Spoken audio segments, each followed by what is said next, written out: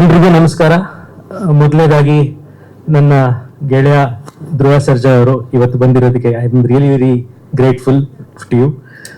ನಮ್ಮ ಮಾಧ್ಯಮ ಮಿತ್ರರು ನನ್ನ ಈ ಇಡೀ ಜರ್ನಿಲಿ ತುಂಬಾ ಸಪೋರ್ಟಿವ್ ಆಗಿ ನಮಗೆ ಪ್ರಚಾರ ಕೊಡ್ತಾ ಬಂದೀರಾ. ನಿಮ್ಮೆಲ್ರಿಗೂ ನನ್ನ ಹೃತ್ಪೂರ್ವಕ ವಂದನೆಗಳನ್ನು ಅರ್ಪಿಸ್ತೀನಿ. ನಮ್ಮ ತಂಡದ ಅನೇಕರು ಬಂದಿದ್ದಾರೆ ಇಲ್ಲಿ, ನಮ್ಮ ನಿರ್ಮಾಪಕರು ಮೊದಲುಗೊಂಡು ನಮ್ಮ ಇಡೀ ತಂಡದವರು ಎಲ್ಲರೂ ಬಂದಿರಿ, ಎಲ್ರಿಗೂ ಸ್ವಾಗತಿಸ್ತೀನಿ. ಈ ಒಂದು 2 ವಾರಗಳು ನಮಗೆ ತುಂಬಾ ಸಿನಿಮಾಗಿಂತ ಡ್ರಾಮ್ಯಾಟಿಕ್ ಆಗಿದ್ದಂತ ವಾರಗಳು. ಯಾಕೆಂದ್ರೆ ಒಂದು ಕಡೆ ನಾನು ಚೆನ್ನೈನಲ್ಲಿ ಇದರ DTS ನಡೆದಿತ್ತು 4 frames ಅಲ್ಲಿ. ಸಂತೋಷ್ ನಾರಾಯಣನ್ ಅವ್ರ ಜೊತೆ ಅದರ DTS ಮುಗಿಸ್ಕೊಂಡು ಚೆನ್ನೈಯಿಂದ ನೇರವಾಗಿ ಮುಂಬೈ ಹೋಗಿ ಅಲ್ಲಿ ನಮ್ಮ ಪ್ರಸಾದ್ ಲ್ಯಾಬ್ಸ್ ಅಲ್ಲಿ ನಮ್ಮ DI ನಡೀತಿತ್ತು. ಆ DI ನ ಮುಗಿಸ್ಕೊಂಡು ಬೆಂಗಳೂರಿಗೆ ಶನಿವಾರ ಸಂಜೆ ಬಂದು ಇಲ್ಲಿ ಕ್ಯೂಬಲ್ಲಿ ಆ ಫೈನಲ್ ಕಾಪಿಯನ್ನ ಅಪ್ಲೋಡ್ ಮಾಡಿದಾಗ ನನಗೆ ಫೋನ್ ಬಂತು, ನಮ್ಮ ಹೀರೋ ವಿನೋದ್ ಪ್ರಭಾಕರ್ ಅವರು ಎಕ್ಸಾಷನ್ ಇಂದ ಕೊಲ್ಯಾಪ್ಸ್ ಆಗಿದ್ದಾರೆ ಅಂತ. ಅಷ್ಟೇ ಹೇಳಿದ್ರು ಹೊರತು ಏನು ಅಂತ ನನಗೆ ಡೀಟೇಲ್ಸ್ ಹೇಳಿಲ್ಲ. ಆಮೇಲೆ ಗೊತ್ತಾಯ್ತು ಅವ್ರು ಆಸ್ಪತ್ರೆಗೆ ಸೇರ್ಕೊಂಡಿದ್ದಾರೆ ಅಂತ. ಅವಾಗ ಇನ್ನೂ ಆತಂಕ ಶುರು ಆಯ್ತು ನನಗೆ. ಆಮೇಲೆ ಹೋದೆ, ನಾನು ಅವ್ರನ್ನ ಭೇಟಿ ಆದೆ. ಅವರು ಹಿ ಇಸ್ ರಿಕವರ್ಡ್. ಅವರು ನಗ್ತಾ ಒಂದಷ್ಟು ಜೋಕ್ಗಳನ್ನ ಕ್ರ್ಯಾಕ್ ಮಾಡಿದ್ರು. ಮಾರನೇ ದಿವಸ ಒಂದು ದಿವಸ ಅಷ್ಟೇ ಅವರು ರಾತ್ರಿ ಆಸ್ಪತ್ರೆ ಇದ್ರು. ಮಾರನೇ ದಿವಸ ಸಂಜೆ ಅವ್ರನ್ನ ಡಿಸ್ಚಾರ್ಜ್ ಮಾಡಿದ್ದಾರೆ. ಅವರು ಡಾಕ್ಟರ್ಗಳು ಇದಕ್ಕೆ ಕಾರಣ ಏನು ಅಂತ ಹೇಳಿತು. ಹೋದ್ 1 ವಾರ ನಾನು ಯಾವಾಗ ಚೆನ್ನೈ ಮತ್ತೆ ಬಾಂಬೆಲಿದ್ದೆ, ಇಲ್ಲಿ ಶ್ರೇಯಸ್ ಅವರ ಮುಂದಾಳತ್ವದಲ್ಲಿ ನಮ್ಮ ತಂಡದವರು ಎಸ್ಪೆಷಲಿ ವಿನೋದ್ ಅವರು ಮುಂಚೂಣಿಯಲ್ಲಿ ನಿಂತ್ಕೊಂಡು ಬಹಳ ಅಬ್ಬರದಿಂದ ಇದರ ಪ್ರಚಾರವನ್ನ ಮಾಡ್ತಾ ಬಂದಿದ್ದಾರೆ. ಪ್ರತಿದಿನ ಮೈಸೂರಿಗೆ ಹೋಗಿ ರಾತ್ರಿ 2:30 ಬಂದಿದ್ದಾರೆ ಒಂದ್ ದಿವಸ, ಇನ್ನೊಂದ್ ದಿವಸ 3 ಗಂಟೆ ತನಕ ರಾತ್ರಿ ಪ್ರಚಾರ ಮಾಡಿದ್ದಾರೆ. ಕ್ಯಾಂಪ್ ಫೈರ್ ಅಂತ ಒಂದು ಡಿಸ್ಕಷನ್ ಮಾಡಿ ಎಷ್ಟು ಇನ್ವಾಲ್ವ್ ಆಗಿದ್ದಾರೆ, ಎಷ್ಟು ಈ ಪ್ರಾಡಕ್ಟ್ ಬಗ್ಗೆ ಅವ್ರಿಗೆ ನಂಬಿಕೆ ಇದೆ ಅನ್ನೋದು ಅದನ್ನ ತೋರಿಸುತ್ತೆ. ಆದ್ರೆ ಅದರಿಂದ ಆಗಿ ಏನಾಗಿದೆ, 10 ದಿವಸದಲ್ಲಿ 4 ಕಿಲೋಗ್ರಾಮ್ ಕಳ್ಕೊಂಡಿದ್ದಾರೆ ಅವರು ಬಾಡಿ ವೆಯ್ಟ್. ಆ ಎಕ್ಸಾಷನ್ ಎಲ್ಲ it is taken it stall and ಆ ಎಕ್ಸಾಷನ್ ಇಂದ ಆಗಿ ಅವರು ಕೊಲ್ಯಾಪ್ಸ್ ಆದ್ರು. ಈಗ ಅವರು ಚೇತರಿಸ್ಕೊಳ್ತಿದ್ದಾರೆ.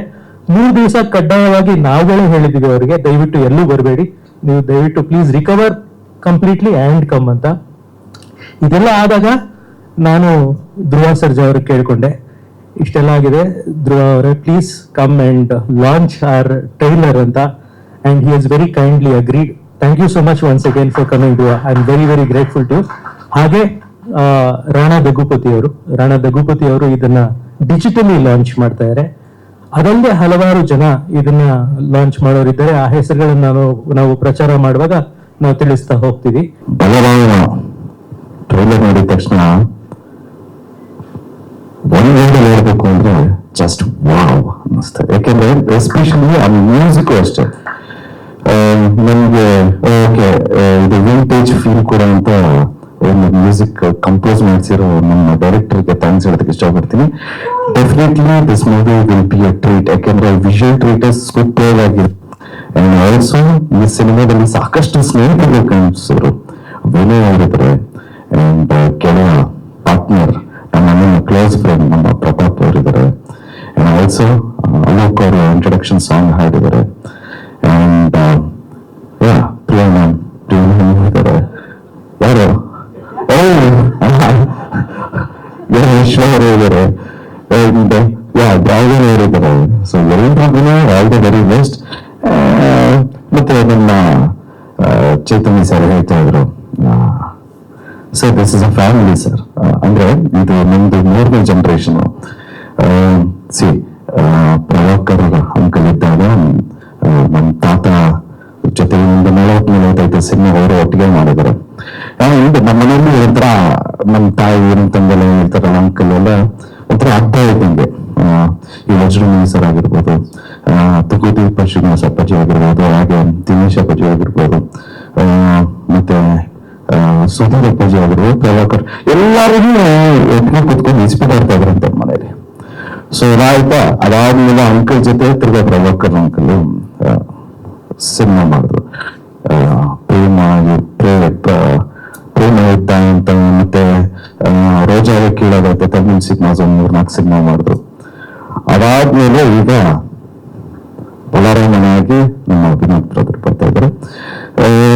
ಸೊ ವಿನೋದ್ ಅವರು ಡೆಫಿನೆಟ್ಲಿ ಸಕಲ ಕಾಣಿಸ್ತಾ ಇದ್ದಾರೆ. ಇದಕ್ಕೆಲ್ಲ ಈ ತರ ಟೇಕಿಂಗ್ ಇದೆಲ್ಲ ಈ ಆದಿನಗಳು ನೋಡಾದ್ಮೇಲೆ ತಿರ್ಗಾ ಅದೇ ಫ್ಲೇವರ್ ಅದೇ ಫೀಲ್ ಆ ವೈಬ್ಸ್ ಸಿಕ್ಕಿದ್ದು ನಮ್ಗೆ ತಿರ್ಗಾ ಬಲರಾಮ ಅಲ್ಲಿ.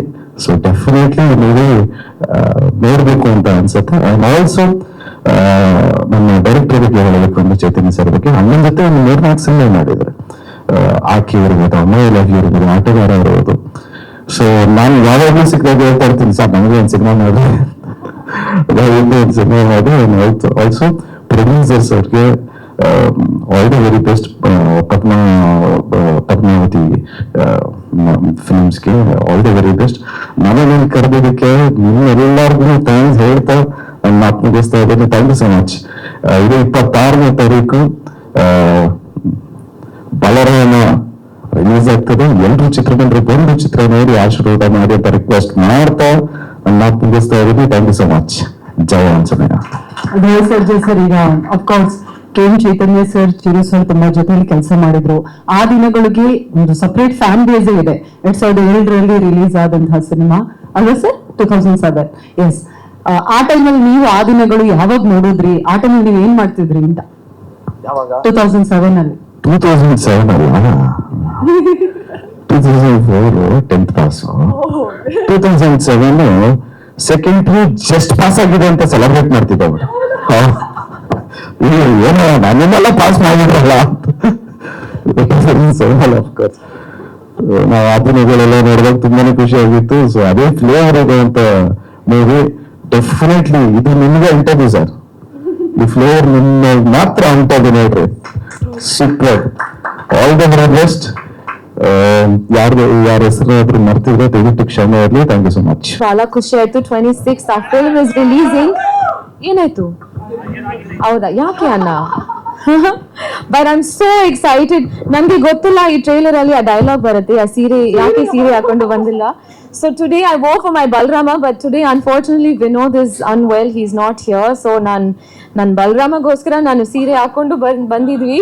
So but hopefully he'll watch all this footage. I'm sure he's watching. And but thank you again to Dhruva. He's not here, he left. Thank you for helping us start our celebrations. You saw the trailer, yes. And obviously we all know Chaitanya sir's much awaited cult classic. Everyone wants to see what he has next. Very excited to watch. And I think it's not just a typical gangster film.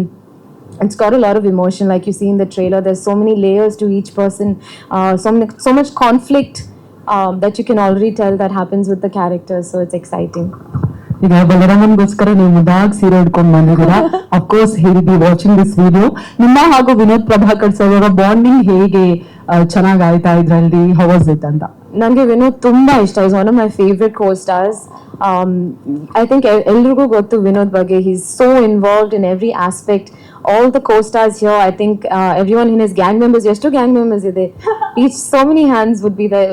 So all of them could say the same thing. I would say I was his obviously his love interest in the film, but everyone he gave the same attention, the same kind of knowledge he loves to spread about cinema and everything. So it's lovely working with him. ಬಹಳ ಖುಷಿ ಆಗುತ್ತೆ. ನಿಮ್ಗಳೆಲ್ಲರ support ಹೀಗೆ ಇರಲಿ. ನಿಮ್ಮ ಮನೆ ಮಗನ್ ತರ ಸ್ವೀಕರಿಸಿದಿರಾ. Day ಒನ್ನಿಂದ ಎಲ್ಲಿವರೆಗೂ ನನ್ನಾಗ್ಲಿ ನನ್ನ ತಾಯಿನಾಗ್ಲಿ ಇಲ್ಲಿವರೆಗೂ ಕರ್ಕೊಬಂದು ನಿಲ್ಸಿದ್ದೀರಾ. ಇನ್ನೇನು 2 ದಿನ ಇದೆ. ನಿಮ್ಗಳ ಪ್ರೀತಿ ಪ್ರೋತ್ಸಾಹ ಸದಾ ಹೀಗೆ ಇರಲಿ. ಹಾಗೆ ಸಿನಿಮಾ ಬಗ್ಗೆ ಜಾಸ್ತಿ ಏನು ಮಾತಾಡೋದು ಬೇಡ. 2 ದಿನಕ್ಕೆ ನಿಮ್ ಕಣ್ಣಿಂದನೇ ಬರ್ತಾ ಇದೀವಿ. ಪ್ರಿಯಾ ಮ್ಯಾಮ್ ತುಂಬಾ ದಿನ ಆದ್ಮೇಲೆ ಬಂದಿದ್ದಾರೆ. Thank you so much. Supri sir ಬಂದಿದ್ದಾರೆ. Thank you so much. ಹಾಗೆ ಇಡೀ ಚಿತ್ರತಂಡಕ್ಕೆ ಥ್ಯಾಂಕ್ಸ್ ಹೇಳ್ತೀನಿ. ಹಾಗೆ ಎಕ್ಸೈಟ್ ಇಂದ ಕಾಯ್ತಾ ಇದೀವಿ. ಇಲ್ಲಿ ನನ್ನ ಸಿನಿಮಾಕ್ಕೆ ಕೆಲಸ ಮಾಡಿದಂತ ಎಲ್ಲ ಟೆಕ್ನಿಷಿಯನ್ಸ್ಗೂ ಹಾಗೆ ನಮ್ಮ ಕಿರಣ್ ಅವ್ರಿಗೂ ಎಲ್ರಿಗೂ ಥ್ಯಾಂಕ್ ಯು. ಇನ್ನೇನು 2 ದಿನಕ್ಕೆ ನಿಮ್ಗಳ ಮುಂದೆ. Thank you Chaitanya sir. ಖುಷಿ ಆಗುತ್ತೆ ನಿಮ್ಗಳ ಮುಂದೆ ಬರೋದು. ನೀವೇ ಗೆಲ್ಸ್ಕೊಡ್ಬೇಕಷ್ಟೇ. ಇನ್ನೇನು ನಾವು ನಮ್ಮ ಪ್ರಯತ್ನ ನಾವು ಕೊಟ್ಟಿದ್ದೀವಿ. ನಿಮ್ಮ ಕೈಗೆ ಕೊಡ್ತಾ ಇದೀವಿ ನಾವು. Thank you so much. ಇಲ್ಲ ಸರ್, ನಾನೇ ಆಕ್ಟ್ ಮಾಡ್ಬೇಕಿತ್ತು ಅನ್ಕೊಂಡೇ ಬಂದಿತ್ತು. ಒಂದ್ ಪಾತ್ರ ಬೇರೆ ಇಟ್ಬಿಟ್ಟಿದ್ರು, ನೆಗೆಟಿವ್ ಅನ್ಬಿಟ್ಟು ಮಾಡ್ಲಿಲ್ಲ ಅಷ್ಟೇ. ಮತ್ತೊಮ್ಮೆ ಮಗದೊಮ್ಮೆ ಮಾತಾಡ್ಬೇಕು ಅಂದ್ರೆ ಭಯ ಆಗ್ತಿದೆ. ಯಾಕೆಂದ್ರೆ ಇಷ್ಟು ದಿನ ಜರ್ನಿಲಿ ನಾವ್ ಹೆಂಗೆ ಕಳೆದು ಅನ್ನೋದೇ ಗೊತ್ತಾಗ್ಲಿಲ್ಲ. ಬಟ್ ಇವಾಗ ಅನಿಸ್ತಿದೆ, ತುಂಬಾ ಫೀಲ್ ಆಗ್ತಿದೆ. ಅದು ಎಲ್ರಿಗೂ ಕಾಮನ್ ಆಗಿ ಆಗುತ್ತೆ ಅಂತ ಅನ್ಕೊಂಡಿದೀನಿ. ಬಟ್ ನನಗೇನು ಅಂದ್ರೆ ಇವಾಗ ಒಂದು ಆನೆ ಬಲವಾಗಿ ಎಲ್ರೂ ಕೈ ಜೋಡಿಸಿ ನಿಂತಿರೋದು ನಮ್ಗೆ ಧೈರ್ಯ ತಂದ್ಕೊಟ್ಟಿದೆ. ಎಲ್ರ ಮುಂದೆ ಇವತ್ತು ಟ್ರೈಲರ್ ಲಾಂಚ್ ಅನ್ನ ಮಾಡಿದೀವಿ. ನಿಮ್ಮೆಲ್ಲರ ಆಶೀರ್ವಾದ, ಸಪೋರ್ಟು, ಅಭಿಮಾನಿಗಳ ಆಶೀರ್ವಾದ ದಯವಿಟ್ಟು ನನಗೂ ಹಾಗೂ ನನ್ನ ಮಗನಿಗೂ ಹಾಗೂ ನಮ್ಮ ಹೀರೋ ನಮ್ಮ ಪ್ರಿಯ ಆನಂದ್ ಡೈರೆಕ್ಟರ್ ಸರ್ ಎಲ್ಲರ ಮೇಲೂ ನಮ್ಮ ಮೇಲೆ ಆಶೀರ್ವಾದ ನಿಮ್ಮೆಲ್ಲರದು ಇರುತ್ತೆ ಅಂತ ಭಾವಿಸ್ತೇನೆ. ದಯವಿಟ್ಟು ಇದೇ ಜೂನ್ 26ಗೆ ಸಿನಿಮಾ ನಿಮ್ ಕಣ್ಮುಂದೆ ಬರ್ತಾ ಇದೆ. ದಯವಿಟ್ಟು ಎಲ್ಲರೂ ಥಿಯೇಟರ್ಗೆ ಬಂದು ಸಿನಿಮಾ ನೋಡಿ ಕನ್ನಡವನ್ನು ಉಳಿಸಿ ಅಂತ ಈ ವೇದಿಕೆ ಮುಖಾಂತರ ನಿಮ್ಮಲ್ಲಿ ಮನವಿ ಮಾಡಿ ಬೇಡ್ತಾ ಇದ್ದೀವಿ. ದಯವಿಟ್ಟು ಎಲ್ಲರೂ ಬಂದು ಥಿಯೇಟರ್ಗೆ ಸಿನಿಮಾ ನೋಡಿ ಅಂತ ಕೇಳ್ಕೊತೀನಿ. ಎಲ್ಲರ ಪರವಾಗಿ ಆಲ್ ದ ಬೆಸ್ಟ್ ಹೇಳ್ತಾ ಧನ್ಯವಾದಗಳು. ಅವ್ರು ಬಂದಿಲ್ಲ, ಅವ್ರಿಗೆ ಇಲ್ಲಿಂದನೇ ಒಂದು ಥ್ಯಾಂಕ್ಫುಲ್ ಆಗಿರ್ತೀನಿ. ಬಿಕಾಸ್ ಒಂದು 2 ವೀಕ್ಸ್ ಇಂದ ಹೆವಿಯಾಗಿ ಓಡಾಡ್ತಾ ಇದೀವಿ. ಮಧ್ಯರಾತ್ರಿ ಅಂತಾನು ಕಾರಣದಲ್ಲೇ ನಮ್ಗಳಿಗೆ ಸಪೋರ್ಟ್ ಮಾಡ್ತಾ ಇದ್ದಾರೆ. Thank you so much sir. ಹಾಗೆ ನಾಳೆಯಿಂದ ಮತ್ತೆ ಜಾಯ್ನ್ ಆಗ್ತಿದ್ದಾರೆ. ಹಾಗೆ ಇನ್ನೊಂದು ಕೇಳ್ಪಡ್ತಾ ಇದೀವಿ, ಅಂದ್ರೆ ಅದಾಗಿದೆ ಇದಾಗಿದೆ ಒಂದಿಷ್ಟು ರೂಮರ್ಸ್. ಏನೂ ಆಗಿಲ್ಲ ಅವ್ರಿಗೆ. ಸಣ್ಣ ಒಂದು ಲೋ BP ತರ ಒಂದು ಇದಾಗಿತ್ತು ಅಷ್ಟೇನೆ, ಬೇರೆ ಏನೂ ಇಲ್ಲ. ಕೆಲವು ಚಾನೆಲ್ಸ್ ಅಲ್ಲಿ ನೋಡ್ತಾ ಇದ್ದೀವಿ, ದಯವಿಟ್ಟು ಅದಕ್ಕೆ ಎಂಟರ್ಟೈನ್ ಮಾಡಬೇಡಿ. ಅವ್ರಿಗೆ ಏನೂ ಆಗಿಲ್ಲ. ಒಂದಿಂದಲೂ ಎಲ್ಲ ಹುಷಾರಾಗಿ ರೆಸ್ಟ್ ಮಾಡ್ತಿದ್ದಾರೆ. ನಾಳೆಯಿಂದ ನಮ್ಮ ಕ್ಯಾಂಪೇನಿಂಗ್ ಸ್ಟಾರ್ಟ್ ಆಗ್ತಾರೆ, ಮತ್ತೆ ಜಾಯ್ನ್ ಆಗ್ತಾರೆ ಅಂತ ಕೇಳ್ಕೊಂತೀನಿ. Thank you so much sir. ಬಲರಾಮನ ದಿನಗಳು ಇದು 26ಕ್ಕೆ ರಿಲೀಸ್ ಮಾಡ್ತಾ ಇದ್ದೀವಿ. Thank you madam almost one year ಮುಂಚೆ ಮೀಟ್ ಮಾಡಿದ್ರು ಅವ್ರನ್ನ. ಸೊ ಅವತ್ತಿಂದನೂ ನಮ್ಮ ಸಂಸ್ಥೆನೇ ಇದನ್ನ ಡಿಸ್ಟ್ರಿಬ್ಯೂಷನ್ ಮಾಡಬೇಕು ಅಂತ ಫಸ್ಟ್ ಡೇ ಇಂದ ಹೇಳ್ತಾ ಇದ್ರು. ಅವ್ರಿಗೆ ನಾವೆಲ್ಲದಲ್ಲೇ ಬಹಳಷ್ಟು ಜನ ಸಹ ಅಪ್ರೋಚ್ ಮಾಡಿದ್ರು. ಅದನ್ನೆಲ್ಲ ಬಿಟ್ಟು ನಮ್ಮನ್ನು ಮುಂದೆ ಕೊಟ್ಟಿದ್ದಕ್ಕೆ ತುಂಬಾ thank you ma'am. And moreover ಈ ಸಿನಿಮಾದಲ್ಲಿ ಅಂದ್ರೆ ಲಾಸ್ಟ್ ಟೈಮ್ ಮೀಟ್ ಮಾಡಿದಾಗ ಬಲರಾಮನ ದಿನಗಳು ಒಂದು ಸಿನಿಮಾ ಅಂತ ಗೊತ್ತಿತ್ತು. ಡೈರೆಕ್ಟರ್ ಹೇಳಿದ್ರು, ಇಲ್ಲ ಸರ್ ಇದು ನೆಕ್ಸ್ಟ್ ಪಾರ್ಟ್ ಆಫ್ ಆ ದಿನಗಳು ಅಂತಂದ್ರು. That is where I got excited sir, to be frank. So moreover music director first time, I hope ಅವರು ಫಸ್ಟ್ ಟೈಮ್ ಕನ್ನಡದಲ್ಲಿ ಮಾಡ್ತಾ ಇರೋದು. ತುಂಬಾ ಬ್ಯೂಟಿಫುಲ್ RR ಸ್ಕೋರ್ ಮಾಡಿದ್ದಾರೆ. ಸಾಂಗ್ಸ್ ತುಂಬಾ ಚೆನ್ನಾಗಿದೆ. ಸೊ ಈಗ ನಾಡಿದ್ದು ಗುರುವಾರ ಪ್ರೀಮಿಯರ್ ಶೋಸ್ ಇರುತ್ತೆ ಬ್ಯಾಂಗ್ಳೂರು ಮತ್ತೆ ಮೈಸೂರಲ್ಲಿ. So please all of you please watch premiere show ನೋಡಿ ತಮ್ಮ ಅಭಿಪ್ರಾಯಗಳನ್ನ ತಿಳಿಸಿ. So thanks to everyone. Thank you sir. Almost 100+ ಇರುತ್ತೆ ಸರ್. ಮಲ್ಟಿಪ್ಲೆಕ್ಸ್ ಬಿಟ್ಟು 100 ಔಟ್ ಸ್ಕ್ರೀನ್ಸ್ ಇರುತ್ತೆ. ಒಂದು ಸಿನಿಮಾ ರಿಲೀಸ್ ಟೈಮಲ್ಲಿ ಒಬ್ಬ ಹೀರೋ ಪ್ರಮೋಷನ್ ಅಲ್ಲಿ ಭಾಗಿಯಾಗ ತುಂಬಾ ಇಂಪಾರ್ಟೆಂಟ್ ಆಗುತ್ತೆ. ಬಟ್ ಈ ಟೈಮಲ್ಲಿ ಅಂದ್ರೆ ಇಂಡಸ್ಟ್ರಿ ಈ ಸ್ಥಿತಿಲಿದೆ, ಜೊತೆಗೆ ಧ್ರುವ ಅವ್ರು ಬಂದು ಸಪೋರ್ಟ್ ಮಾಡಿರುವಂತದ್ದು ಮತ್ತೆ ವಿನೋದ್ ಅವ್ರು ಇಲ್ಲದೆ ಇರುವಂತದ್ದು ಚಿತ್ರತಂಡಕ್ಕೆ ಪ್ಲಸ್ ಮತ್ತೆ ಮೈನಸ್ ಹೇಗೆ ಅಂತ? ಅಲ್ಲ, ಹೀರೋ ಇಲ್ದೇ ಇರೋದು ಖಂಡಿತ ಮೈನಸ್. ಅವ್ರನ್ನ ನಾವೆಲ್ಲರೂ ಮಿಸ್ ಮಾಡ್ಕೊಳ್ತಾ ಇದ್ವಿ. ಯಾಕಂದ್ರೆ ವಿನೋದ್ ಅವರು ಇವತ್ತು ಇದ್ದಿದ್ರೆ ನಾವೆಲ್ರಿಗೂ ಬಹಳ ಖುಷಿಯಾಗಿರ್ತಿತ್ತು. ನಾವೇ ಇನ್ಫ್ಯಾಕ್ಟ್ ಅವ್ರಿಗೆ ಬರಬೇಡಿ ಅಂತ ಹೇಳಿದ್ವಿ. ಈ ಅವರು ಎಕ್ಸಾಷನ್ ಇರೋದ್ರಿಂದ ಇವತ್ತು ಮತ್ತೆ ನಿನ್ನೆ 2 ದಿವಸ ನೀವು ರೆಸ್ಟ್ ತಗೊಳ್ಳಿ, ನಾಳೆಯಿಂದ ಜಾಯ್ನ್ ಆಗಿ ಅಂತ ಕೇಳಿದ್ವಿ. ಇನ್ಫ್ಯಾಕ್ಟ್ ಅವ್ರು ಬರ್ತೀವಿ ಅಂತ ಹೇಳಿದ್ರು. ನಾವೇ ಬರಬೇಡಿ, ನಾಳೆಯಿಂದ ಬನ್ನಿ ಅಂತ ಹೇಳಿದ್ವಿ. ಅವರು ನಾಳೆಯಿಂದ ಮತ್ತೆ ನಮ್ಮ ಪ್ರಮೋಷನ್ ಆಕ್ಟಿವಿಟೀಸ್ ಜಾಯ್ನ್ ಆಗ್ತಾರೆ. ಆಮೇಲೆ ಧ್ರುವ ಅವರು ಎಷ್ಟು ಅವರ ದೊಡ್ಡಸ್ತಿಕೆಯನ್ನ ತೋರಿಸ್ತೆ ಅವರು ಬಂದು ಅವರು ಒಪ್ಕೊಂಡು ನಮ್ಮ ಈ ಟ್ರೈಲರ್ ನ ಲಾಂಚ್ ಮಾಡಿಕೊಟ್ಟಿದ್ದಕ್ಕೆ ಅವ್ರಿಗೆ ನಾನು ಕೃತಜ್ಞತೆಗಳನ್ನ ಸಲ್ಲಿಸ್ತೀನಿ. ಸರ್, ಈಗ ಪರ್ಟಿಕ್ಯುಲರ್ ಒಂದು ಅಂದ್ರೆ ಇದನ್ನ ನಾನು ಆರಂಭದಲ್ಲಿ ಹೇಳ್ತಾ ಇದ್ದೀನಿ, ನೆಗೆಟಿವ್ ಏನಾದ್ರು ಕೇಳ್ತಾ ಇಲ್ಲ. ಸಹಜವಾಗಿ ಅಂದ್ರೆ ಸಿನಿಮಾ ರಿಲೀಸ್ ವೇಳೆ ಒಂದು ಅನಿರೀಕ್ಷಿತ ಘಟನೆ ಅಂದ್ರೆ ಅವರ ಆರೋಗ್ಯದಲ್ಲಿ ಏರ್ಪೇರ್ ಆಗಿರ್ತಕ್ಕಂಥದ್ದು, ಆಸ್ಪತ್ರೆಗೆ ಹೋಗಿರುವಂತದ್ದು ಎಲ್ಲವೂ ಕೂಡ ಗೊತ್ತಾಗಿದೆ ನಮ್ಗೆ. ಅಂದ್ರೆ ಒಂದು ಈಗ ಹೊರಗಡೆ ಇರುವಂತ ಆಡಿಯನ್ಸ್ ದೃಷ್ಟಿಕೋನದಲ್ಲಿ ನೀವು ಹೇಳೋದಾದ್ರೆ ಎಲ್ಲ ಒಂದ್ ಕಡೆ ಚಿತ್ರತಂಡ ಇದನ್ನ ಅಂದ್ರೆ ಆರೋಗ್ಯದ ವಿಚಾರದಲ್ಲಿ ಖಂಡಿತ ನಾನು ಹೇಳ್ತಾ ಇದ್ದೀನಿ, ಅದು ನೆಗೆಟಿವ್ ಆಗಿ ನಾವು ತಗೊಳ್ತಾ ಇಲ್ಲ ಮಾತಂತೂ. ಎಲ್ಲ ಪ್ರಚಾರದ ಅನಿವಾರ್ಯತೆ ಹೀಗೆ ಮಾಡಿದ್ರ ಹೀಗೆ ಅಂತ ಒಂದಿಷ್ಟು ಕಲ್ಪನೆಗಳು ಬಂದಾಗ ಅದಕ್ಕೆ ಯಾವ ರೀತಿ ಚಿತ್ರತಂಡ ಸಮರ್ಥನೆ ಕೊಡ್ತೀರಿ ಅಂತ? ಈಗ ನಾನು ಹಿಂಗೆ ಇದೀನಲ್ಲ ನೋಡೋದಿಕ್ಕೆ, ನಾನು ಒಂದು ವೇಳೆ ಕುಸಿದಿದ್ರೆ ನೀವು ಓಕೆ ಅದು ಪಾಪ ಹೆಂಗೋ ಸಿನಿಮಾಗೆ ಹೆಲ್ಪ್ ಆಗುತ್ತೆ ಅಂತ ಹೇಳ್ಬೋದು. ವಿನೋದ್ ಅವರು ಅಷ್ಟು ಗಟ್ಟಿಮುಟ್ಟಾಗಿರೋರು, ಅವರು ಕುಸಿದ್ರೆ ಅದು ಪಾಸಿಟಿವ್ ಪಬ್ಲಿಸಿಟಿ ಹೇಗಾಗುತ್ತೆ? ಅಥವಾ ಅದನ್ನ ಬೇಕು ಅಂತ ಆತರ ಗಿಮಿಕ್ ಯಾರು ಮಾಡಕ್ ಹೋಗ್ತಾರೆ? ಈ ತರದ್ದು ಏನು ಇಲ್ಲ. ನಿಜವಾಗ್ಲೂ ಹಿ ವಾಸ್ ಅನ್ವೆಲ್, ಆದ್ರಿಂದ ಅದು ಆಯ್ತು ಅಷ್ಟೇ. ಅಲ್ಲ ಅಂದ್ರೆ ಈಗ ನೀವು ಫೇಸ್ ಮಾಡಿರ್ತೀರಾ, ಅದಕ್ಕೆ ನಿಮ್ಮ ಮುಖಾಂತರ ಒಂದು ಉತ್ತರ ಸಿಗ್ಲಿ ಅನ್ನೋದಕ್ಕೆ ಅದೇ ನಾನು ಹೇಳ್ತಾರೆ. ಒಂದಷ್ಟು ಒಳ್ಳೆದಾಯ್ತು ನೀವು ಕೇಳಿದ ಪ್ರಶ್ನೆ. ಥ್ಯಾಂಕ್ ಯು ಪ್ರಶ್ನೆ ಕೇಳಿದಕ್ಕೆ. ಅದೇ ಇದೊಂದು ಗಿಮಿಕ್ ಆಗಿರುವಂತದ್ದಲ್ಲ, ಇದು ಜೆನ್ಯೂನ್ ಆಯ್ತು. ಇನ್ಫ್ಯಾಕ್ಟ್ ನಾವು ಮೊದಲು ಯಾರಿಗೂ ಹೇಳಿರ್ಲಿಲ್ಲ. ಅದು ನ್ಯೂಸ್ ಆಚೆ ಹೋದಾಗ ನಾವು ಅನಿವಾರ್ಯತೆಯಿಂದ ನಾವು ಅದನ್ನ ಕಡೆಗೆ ಹೌದು ಈ ತರ ಅವ್ರು ಕೊಲ್ಯಾಪ್ಸ್ ಆದ್ರೂ ಅವರ ಆರೋಗ್ಯ ಕೆಟ್ಟಿದೆ ಅಂತ ಒಪ್ಕೊಂಡ್ವಿ. ಚೈತನ್ಯ ಸರ್, ಆದಿನಗಳು ಸಿನಿಮಾ ಒಂದು 100% ಒರಿಜಿನಲ್ ಸ್ಟೋರಿ ಇಟ್ಕೊಂಡು ಮಾಡಿದಂಥ ಸಿನಿಮಾ. ಈಗ ಆರಾಮನ ದಿನಗಳು ನೀವೇ ಹೇಳಿದಾಗೆ ಒಂದು ಫಿಕ್ಷನಲ್ ಸ್ಟೋರಿ. ಸೊ ಆ ಟೈಟಲ್ಗೆ ಯಾವ ಮಟ್ಟಿಗೆ ಜಸ್ಟಿಫಿಕೇಶನ್ ಕೊಡುತ್ತೆ ಅಂತ ಬಲರಾಮನ ದಿನಗಳು ಅಂತ ಬಂದಾಗ? ಇದು ರೌಡಿ ಶೀಟರ್ ಬಲರಾಮ ಅಂತ ಒಬ್ಬರಿದ್ರು, ಅವರ ಬಯೋಪಿಕ್ ಅಲ್ಲ ಇದು. ಅದರಿಂದ ಬಲರಾಮ ಅನ್ನೋದು ಒಂದು ಫಿಕ್ಷನಲ್ ಕ್ಯಾರೆಕ್ಟರ್. ನಾನು ಎಲ್ಲ ಮತ್ತೆ ಎಲ್ಲ ಇಂಟರ್ವ್ಯೂಸ್ ಅಲ್ಲೂ ಹೇಳ್ತಾ ಇದೀನಿ. ಆ ಬಲರಾಮನ ದಿನಗಳು ಹೇಗೆ, ಆ ದಿನಗಳು ಮತ್ತೊಂದು ಅಧ್ಯಾಯ ಅಂತ ಹೇಳ್ತಾ ಇದೀನಿ. ಇದನ್ನ ಆ ದಿನಗಳು ಸಿನಿಮಾದ ಮತ್ತೊಂದು ಅಧ್ಯಾಯ ಅಲ್ಲ, ಇದು ಒಂದು ಫಿಕ್ಷನಲ್ ಸ್ಟೋರಿ. ಆದ್ರೆ ನಿಜ ಜೀವನದ ಅನೇಕ ಘಟನೆಗಳ ಜನರ ಸ್ಫೂರ್ತಿ ಇದಕ್ಕಿದೆ, ಅದಂತೂ ಇದೆ. ಸುಪ್ರೀತ್ ಸರ್, ಈ ಕಡೆ ಇತ್ತೀಚೆಗೆ ಥಿಯೇಟರ್ಸ್ ಆದವರು ಥಿಯೇಟರ್ ಅಲ್ಲಿ ಕಣ್ಣೀರಾಗ್ತಾ ಇದ್ರು, ಥಿಯೇಟರ್ಗಳು ಸಿಗ್ತಾ ಇಲ್ಲ, ಸಿನಿಮಾ ಚೆನ್ನಾಗಿದೆ ಅಂತೇಳಿ, ಬೇಕಾದ್ರೆ ನನ್ನ ಚಪ್ಪಲಲ್ಲಿ ಹೊಡೆದು ಬಿಡಿ ಸಿನಿಮಾ ಸರಿ, ಆ ರೀತಿ ಎಲ್ಲ ಪದಗಳನ್ನು ಬಳಸಿದ್ರು. ಸೊ ಈ ರೀತಿಯ ಥಿಯೇಟರ್ಗಳ ಸಮಸ್ಯೆ ಇತ್ತೀಚೆಗೆ ತುಂಬಾ ಎದುರಾಗ್ತಿದೆ. ಸೊ ಈ ಬಲರಾಮ ಸಿನಿಮಾಗೆ ಎಷ್ಟು ಥಿಯೇಟರ್ಗಳು ರಿಲೀಸ್ ಆಗ್ತಾ ಇದೆ ರಾಜ್ಯಾದ್ಯಂತ? ಸರ್ ಇದು 100+ ಥಿಯೇಟರ್ಸ್ ಸಿಂಗಲ್ ಸ್ಕ್ರೀನ್ಸ್ ಅಲ್ಲಿ ಇರುತ್ತೆ. ಇನ್ನು almost like 50 to 50 at screens multiplexes ಅಲ್ಲಿ ಇದೆ, ಅಲ್ಲಿ ರಿಲೀಸ್ ಆಗುತ್ತೆ.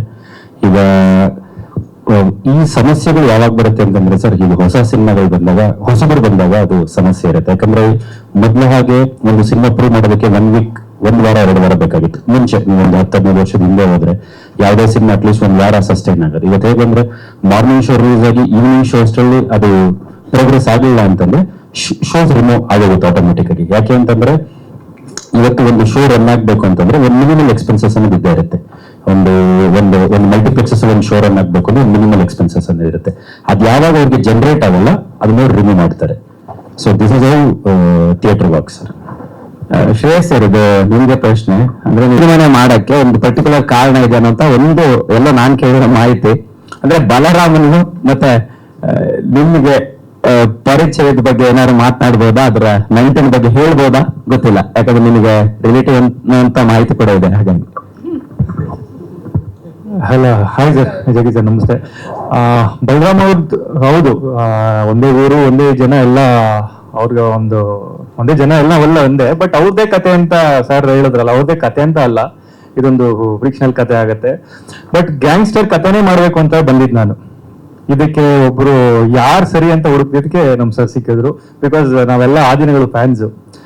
ಅದು ಕಮ್ಮಿ ಅಂದ್ರೆ 125 ಸತಿ ಸಿನಿಮಾ ನಾನೇ ನೋಡಿದ್ದೀನಿ ಆ ದಿನಗಳು. ಸೊ ರೀಕ್ರಿಯೇಟ್ ಮಾಡ್ಬೇಕು ಅಂತಾನೆ ಬಂದಿತ್ತು ಸರ್. ಆ ದಿನಗಳಿಗೆ ಏನ್ ಎಕ್ಸ್ಪೆಕ್ಟ್ ಮಾಡ್ಕೊಂಡು ಜನ ಬರ್ತಾರೋ 100% ಆ ರಿಸಲ್ಟ್ ಅಂತೂ ಸಿಗತ್ತೆ. ಬಲರಾಮನ್ ಕತೆ ಅದು ಇದು ನನಗಂತೂ ಗೊತ್ತಿಲ್ಲ. ಒಟ್ನಲ್ಲಿ ಒಂದೇ ಊರು ಒಂದೇ ಜನ ಎಲ್ಲ ಒಂದೊಬ್ರೆ.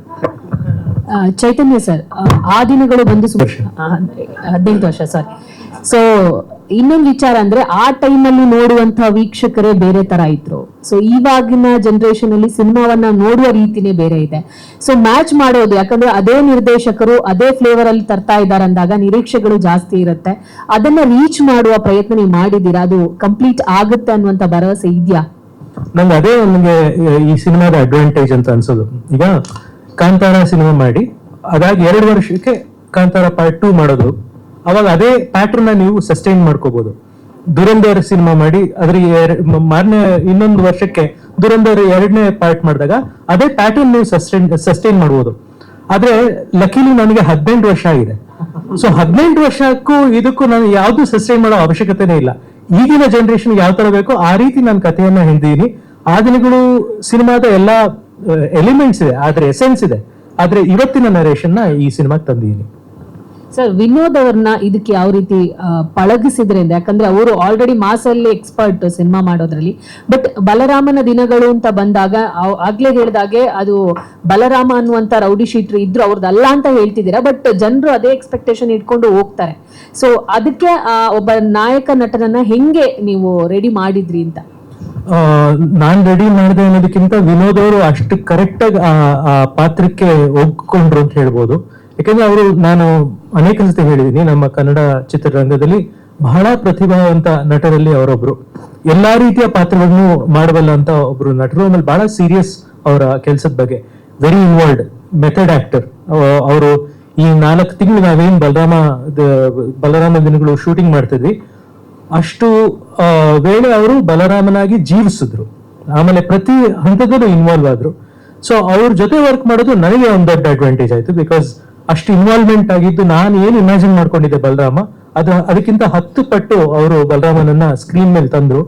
ನಾವು ಟೀಸರ್ ರಿಲೀಸ್ ಮಾಡಿದಾಗ ಎಷ್ಟೋ ಜನ ಅದ್ರ ಕೆಳಗೆ ಕಮೆಂಟ್ ಹಾಕಿದ್ದಾರೆ, ಬಲರಾಮ ಪಾತ್ರಕ್ಕೆ ವಿನೋದ್ ಅವ್ರು ಬಿಟ್ರೆ ಯಾರು ಆಗೋದೇ ಇಲ್ಲೋ ಅನ್ನೋ ಮಟ್ಟಿಗೆ ಅವರು ಈ ಪಾತ್ರದಲ್ಲಿ ತೊಡಕೊಂಡಿದ್ದಾರೆ.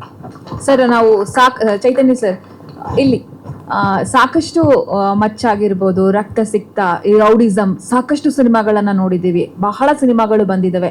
ಆ ಎಲ್ಲಾ ಸಿನಿಮಾಗಳಿಗೆ ಬಲರಾಮನ ದಿನಗಳು ಹೇಗೆ ಭಿನ್ನವಾಗಿ ನಿಲ್ಲುತ್ತೆ ಅಂತ ಹೇಳಿ, ಎಕ್ಸ್ಪೆಕ್ಟ್ ಮಾಡ್ಬೋದು ಅಂತ ಹೇಳಿದ್ರಲ್ಲಿ. ನಾವು ಆದಿನಗಳು ಸಿನಿಮಾ ಮಾಡಿದಾಗ್ಲೂ ಇದೇ ಪ್ರಶ್ನೆ ಬಂದಿತ್ತು ನಮ್ಗೆ, ಇನ್ನೊಂದು ರೌಡಿಸಮ್ ಸಿನಿಮಾ ಮಾಡ್ತಿದ್ದೀರಾ? ನಾವ್ ಹೇಳ್ತಾ ಇದ್ವಿ ಇಲ್ಲ, ಇದು ಇನ್ನೊಂದು ರೌಡಿಸಮ್ ಸಿನಿಮಾ ಅಲ್ಲ, ಇದು ಬೇರೆ ತರದ್ದೇ ರೌಡಿಸಮ್ ಸಿನಿಮಾ ಅಂತ. ಅದನ್ನ ನಾವು ಎಷ್ಟು ಹೇಳಿದ್ರು ಕಡೆಗೆ ಆ ಸಿನಿಮಾ ರಿಲೀಸ್ ಆಗ್ಬೇಕಾಗಿತ್ತು, ಜನಕ್ಕೆ ಅರ್ಥ ಆಗೋದಕ್ಕೆ ನಾವ್ ಏನ್ ಹೇಳ್ತಾ ಇದೀವಿ ಅಂತ. ಅಂದ್ರೆ ಒಂದು ರೌಡಿಸಮ್ ಕಥೆ ಅಂತಂದ್ರೆ ಬರೀ ಮಚ್ಚು ಲಂಗು ಕೊಚ್ಚು ಕೊಲ್ಲು ಅಷ್ಟೇ ಅಲ್ಲ, ಅವ್ರಗಳ ಒಂದು ಬಹಳ ಎಮೋಷನಲ್ ಆದಂತ ಸ್ಟೋರಿಗಳು ಇರ್ತವೆ ಅವರಲ್ಲಿ. ಆಮೇಲೆ ಒಂದು ಕ್ರೈಮ್ ಇದೆಯಲ್ಲ, ಒಂದು ಕ್ರಿಮಿನಲ್ ವರ್ಲ್ಡ್, ಅದಕ್ಕೂ ನಮ್ಮ ಜಗತ್ತಿಗೂ ಬಹಳ ಹತ್ತಿರದ ಸಂಬಂಧ ಇರುತ್ತೆ, ನಮ್ಗೆ ಗೊತ್ತಾಗೋದಿಲ್ಲ ಅಷ್ಟೇ. ಒಂದು ನಗರವನ್ನ ಅರ್ಥ ಮಾಡ್ಕೋಬೇಕು ಅಂದ್ರೆ ಅದರ ಕ್ರೈಮ್ ಅನ್ನ ಅರ್ಥ ಮಾಡ್ಕೋಬೇಕು. ಪ್ರತಿ ಹಂತದಲ್ಲೂ ಯಾವ್ಯಾವ ರೀತಿ ಕ್ರೈಮ್ ಬದಲಾಗ್ತಿರುತ್ತೋ ಅದೇ ರೀತಿ ಆ ನಗರದ ಪಾಲಿಟಿಕ್ಸ್, ಎಕನಾಮಿಕ್ಸ್ ಎಲ್ಲ ಬದಲಾಗ್ತಾ ಹೋಗುತ್ತೆ. ಅದೆಲ್ಲವೂ ಒಂದು ರೀತಿ ಕಥೆಯ ಮೂಲಕ, ಒಂದು ಡ್ರಾಮ್ಯಾಟಿಕ್ ಆದಂತ, ಬಹಳ ಎಮೋಷನಲ್ ಆದಂತ, ಬಹಳ ಹ್ಯೂಮನ್ ಆದ ಕಥೆ ಮೂಲಕ ನಾವು ಪ್ರೆಸೆಂಟ್ ಮಾಡುವ ಪ್ರಯತ್ನ ಈ ಬಲರಾಮನ ದಿನಗಳು ಸಿನಿಮಾ.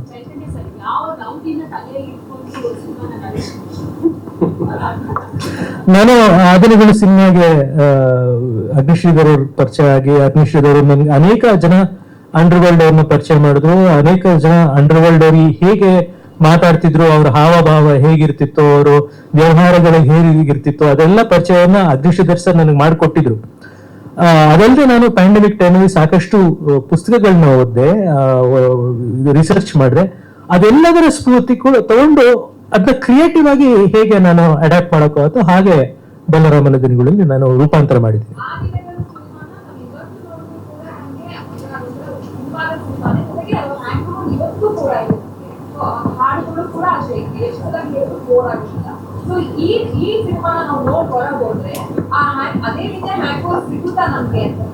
ಸಿಗ್ಲಿ ಅಂತ ನಾನು ಬಯಸ್ತೀನಿ. ಯಾಕೆಂದ್ರೆ ನನ್ಗೆ ಎಷ್ಟೋ ಜನ ಈ ಆದಿನಗಳು ಸಿನಿಮಾನ ಕಲ್ಟ್ ಕ್ಲಾಸಿಕ್ ಅಂತ ಕರೆದಾಗ ಬಹಳ ಕೃತಜ್ಞತೆ, ಬಹಳ ನಮ್ರತೆ ಕೂಡ ಆಗುತ್ತೆ. ಯಾಕೆಂದ್ರೆ ಒಂದ್ ಸಿನಿಮಾ ಒಂದು ಕಲ್ಟ್ ಕ್ಲಾಸಿಕ್ ಅಂತ ಆಗೋದು ಅದು ರಿಲೀಸ್ ಆದಾಗಲ್ಲ, ಅದು ಬಂದು 10-15 ವರ್ಷ ಆದ್ಮೇಲೆ ಜನ ಮನಸ್ಸಿನಲ್ಲಿ ಉಳ್ಕೊಂಡ್ರೆ ಆಗ ಅದು ಕಲ್ಟ್ ಕ್ಲಾಸಿಕ್. ಈಗ ಏನಾಗ್ತದೆ, ಮನಸ್ಸಿನ ಈಗ ಬಹಳ ಹಗುರವಾಗಿ ಆ ಪದಾನ್ ಬಳಸ್ತಾರೆ. ಒಂದ್ ಸಿನಿಮಾ ರಿಲೀಸ್ ಆದಾಗೆ ಇದನ್ನ ಕಲ್ಟ್ ಸಿನಿಮಾ ಅಂತ ಹೇಳ್ತಾರೆ. ಹಾಗಾಗೋದಿಲ್ಲ. ಅದು ಒಂದು ಸಿನಿಮಾ ರಿಲೀಸ್ ಆಗಬೇಕು, ಅದೊಂದು 10-15 ವರ್ಷ ಮನಸ್ಸಿನಲ್ಲಿ ಉಳ್ಕೋಬೇಕು, ಅದ್ರ ಬಗ್ಗೆ ಇನ್ನೂ ಜನ ರಿಸರ್ಚ್ ಮಾಡಬೇಕು. ಹಾಗಾದಾಗ ಆ ಸಿನಿಮಾ ಒಂದು ಕಲ್ಟ್ ಕ್ಲಾಸಿಕ್ ಆಗುತ್ತೆ. ಬಲರಾಮನ ದಿನಗಳಿಗೆ ಆ ದಿನಗಳು ಅಷ್ಟೇ ಎಲ್ಲ ಎಫರ್ಟು, ಅಷ್ಟೇ ಎಲಿಮೆಂಟ್ಸು, ಅಷ್ಟೇ ಎಲ್ಲವೂ ನಾವು ಇನ್ನೂ ಆ ದಿನಗಳಿಗಿದ್ದ ಇದಕ್ಕಿಂತ 10ರಷ್ಟು ಪ್ರೊಡಕ್ಷನ್ ವ್ಯಾಲ್ಯೂಸ್ ಇದೆಲ್ಲ ತಂದಿದೀವಿ ಈ ಸಿನಿಮಾಗೆ. ಈ ಸಿನಿಮಾ ಕೂಡ ಅದೇ ರೀತಿಯ ದಾಖಲೆಯನ್ನ ಸೃಷ್ಟಿ ಮಾಡುತ್ತೆ ಅನ್ನೋ ನಂಬಿಕೆ ನಮಗಿದೆ. ಸರ್, ಇದು ಯೂಶಲ್ ಅಂದ್ರೆ ಈ 10 ವರ್ಷದಲ್ಲಿ ಈ ತರ ಅಂದ್ರೆ ರೋಡಿಸಮ್ ವಿಷಯ ಇಟ್ಕೊಂಡು ಬಂದಂತ ಸಿನಿಮಾಗಳು ಅಥವಾ ಬೇಸ್ಡ್ ಆನ್ ಟ್ರೂ ಇವೆಂಟ್ಸ್ ಬಂದಂತ ಸಿನಿಮಾಗಳು, ಸಿನಿಮಾ ಆ ಮೇಕಿಂಗ್ ಪ್ರಾಸೆಸ್ ಅಲ್ಲಿ ಒಂದು ಹಂತದ ಒಂದು ಚರ್ಚೆ ನಡೆಯುತ್ತೆ, ಇನ್ನೊಂದು ಸೆನ್ಸಾರ್ ಆಗ್ಬೇಕು ಒಂದು ಹಂತದ ಚರ್ಚೆ ನಡೆಯುತ್ತೆ, ರಿಲೀಸ್ ಆದ್ಮೇಲೆ ಇನ್ನೊಂದು ಚರ್ಚೆ ನಡೆಯುತ್ತೆ. ಸಿನಿಮಾ ರಿಲೀಸ್ ಆದ ನಂತರ ಬಲರಾಮನ ವಿಚಾರಕ್ಕೆ ಬರಬಹುದಾದಂತಹ ಒಂದಷ್ಟು ಚರ್ಚೆ, ಕಾಮೆಂಟ್ಸ್ ಗಳಿಗೆ ನಿರ್ದೇಶಕರಾಗಿ ನೀವು ಹೇಗೆ ಸಿದ್ಧರಿದ್ದೀರಿ? ಒಬ್ಬ ಸಿನಿಮಾ ನಿರ್ದೇಶಕ ಯಾವಾಗ್ಲೂ ಅದಕ್ಕೆ ಸಿದ್ಧ ಆಗಿರ್ಬೇಕು. ಯಾಕಂದ್ರೆ ನಾವು ಪಬ್ಲಿಕ್ ವ್ಯೂ ಅಲ್ಲಿ ಇರುವಂತವ್ರು. ಒಂದು ಸಿನಿಮಾ ಮಾಡಿದ್ಮೇಲೆ it is open to public. ಅವರು ನಮ್ಗೆ ಪ್ರಶ್ನೆಗಳನ್ನ ಕೇಳ್ಬೋದು, ಅದ್ರ ಬಗ್ಗೆ ಕಮೆಂಟ್ಸ್ ಗಳನ್ನ ಪಾಸ್ ಮಾಡ್ಬೋದು, ರಿವ್ಯೂಗಳನ್ನ ಮಾಡ್ಬೋದು. ಅದಕ್ಕಾಗಿ ನಾನು ಬಹಳ ಕುತೂಹಲದಿಂದ ಕಾಯ್ತಿದ್ದೀನಿ.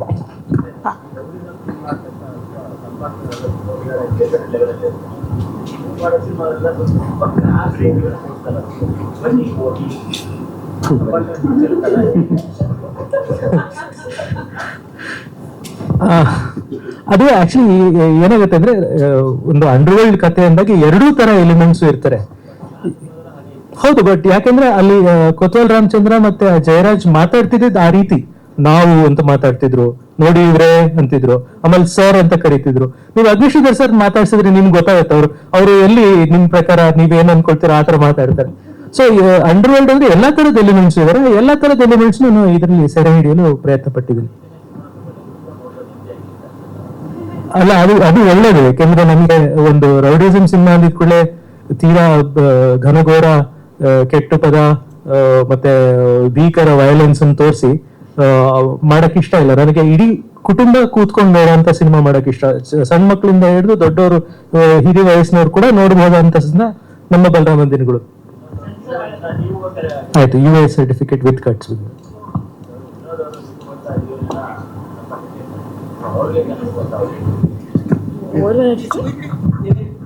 ಏನ್ ಹೇಳ್ಬೇಕು?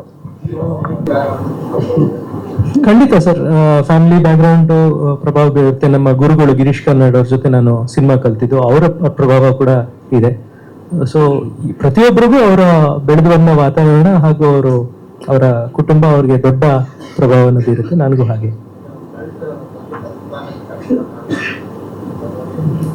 ಇರ್ಬೋದು.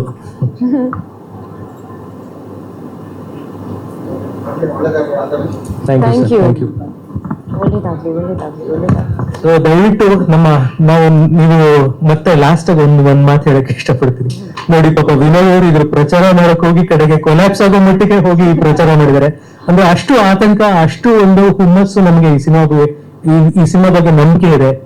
ನಮ್ಮ ಮಾಧ್ಯಮ ಮಿತ್ರರು ದಯವಿಟ್ಟು ನಿಮ್ಗೆ ನಾನು ಕೈ ಮುಗಿದು ಕೇಳ್ಕೊಳ್ತೀನಿ, ನಮ್ಮ ಪ್ರಚಾರವನ್ನ ತುಂಬಾ ಚೆನ್ನಾಗಿ ಮಾಡಿದ್ರೆ ಇದೇ ರೀತಿ ಮಾಡ್ತಾ ಹೋಗಿ ನಮ್ಮ ಎಲ್ಲರಿಗೂ ನಮ್ಮ ಜನರ ಹತ್ರ ಕರ್ಕೊಂಡು ಹೋಗೋದಕ್ಕೆ ನೀವೇ ನಮ್ಗೆ ಇರೋ ಸೇತುವೆ ಅಂತ ನಾನು ಮತ್ತೆ ಹೇಳಿದೀನಿ. ದಯವಿಟ್ಟು ಈ ಸಿನಿಮಾಗೆ ಆದಷ್ಟು ಪಬ್ಲಿಸಿಟಿಯನ್ನು ಕೊಡಿ.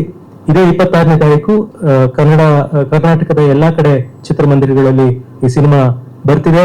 KVN ಅಂತ ದೊಡ್ಡ ಸಂಸ್ಥೆ ನಮ್ಮ ಜೊತೆ ನಿಂತಿರೋದು ನಮ್ಗೆ ದೊಡ್ಡ ಶಕ್ತಿನೇ ಹೌದು. ಎಲ್ರು ದಯವಿಟ್ಟು ಸಿನಿಮಾ ಥಿಯೇಟರ್ಗೆ ಬನ್ನಿ, ಈ ಸಿನಿಮಾ ನೋಡಿ.